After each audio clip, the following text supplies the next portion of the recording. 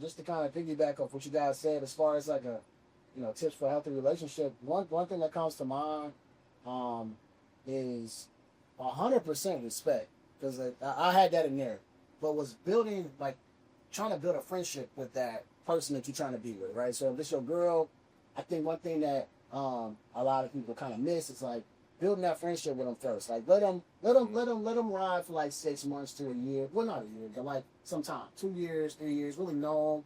That might mean a missed opportunity if she decides to date somebody else. But when you're a friend to that, to her, or when y'all friends to your spouse or whatever, y'all kind of get to know each other for who y'all really are, right? Exactly. So, because when you're in relationship mode, They know you for who you are in the relationship. But when we're friends, and I can know she like to go out every Friday with her friends, you know what I'm saying? Don't come home to 2 o'clock. I don't know if I want to deal with that. You know what I'm saying? So when you get to know as friends, it's kind of it's what I'm saying. That's what I'm saying. But if you're friends with her, you get to see how often she going out with her friends, how she really react around other men. So I feel like one of those things should be friends with her first, see how it works. You know what I'm saying? Obviously, think you'll be able to kind of see who she is and how it works out. If you really want to kind of go further, now if she's just a roster girl, then it don't really matter. You know what I'm saying? But, what's a roster girl, Jay? Like Rasta or roster? Roster. Both? There's 7 days in a week, so someone puts the roster. So she plays a position. There you go. So, but if you're trying to build with a real relationship, I think building a friendship is important. Yeah.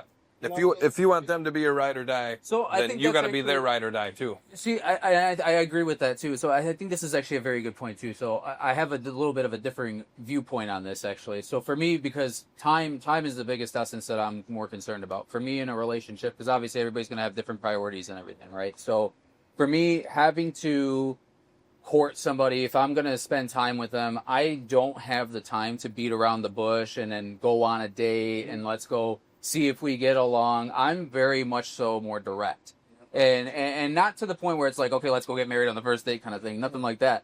But at the end of the day, if I am prospecting anybody in this side of things for this side of things, right? Fun's fun, that's one thing. But for me, lately, with time and how everything's been going on, I'm more concerned about, is my partner actually meeting the needs that I need in this side of things? So and you can determine this based off of a very initial conversation with somebody, you'll know.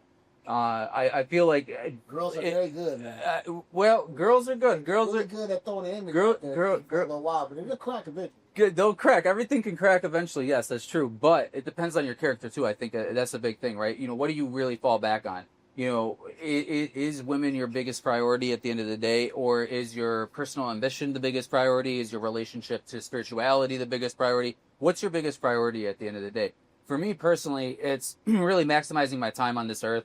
Not to get into the spirituality of things, but if I'm put here for whatever reason, I want to make sure that I'm providing for that purpose. I want to make sure that I'm actually hitting those things. And if I'm going to hit those things, and let's say I'm going to bring somebody into the fold of those things that's supposed to be, in my eyes, as a spouse, as a partner, supporting in that role, I need to make sure that they're mentally capable of handling this, emotionally capable of handling this, financially capable of handling this, whatever capacity it may be. And it may be that they're a stay-at-home mom. It may be that they're also working a career. Whatever capacity or form it may be, for everyone, it's going to be a different way. Obviously, in this day and age, we have to comply with what the realities are with finances and stuff, too. That's obviously one part of it.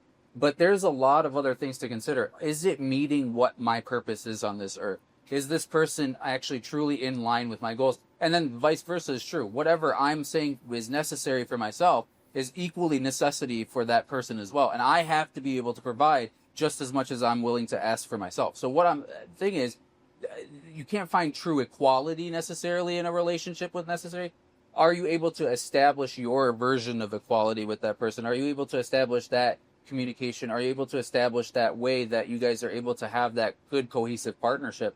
And for me, it's pretty clear on an initial talk with somebody whether they're going to be aligned spiritually, mentally, emotionally. You can know that within the first 30 minutes. Why do they have the elevator pitch? 2 minutes, 3 seconds sometimes, 5 seconds. You never know. You can figure out first word. You never know, right? So all these different things can come into factor. And for me, it's a big time piece. As a business person, I'm very focused on my time. I don't simply have the time to court like that. I can't go on 20 different dates. Sure, it'd be fun. So, yeah. Speaking of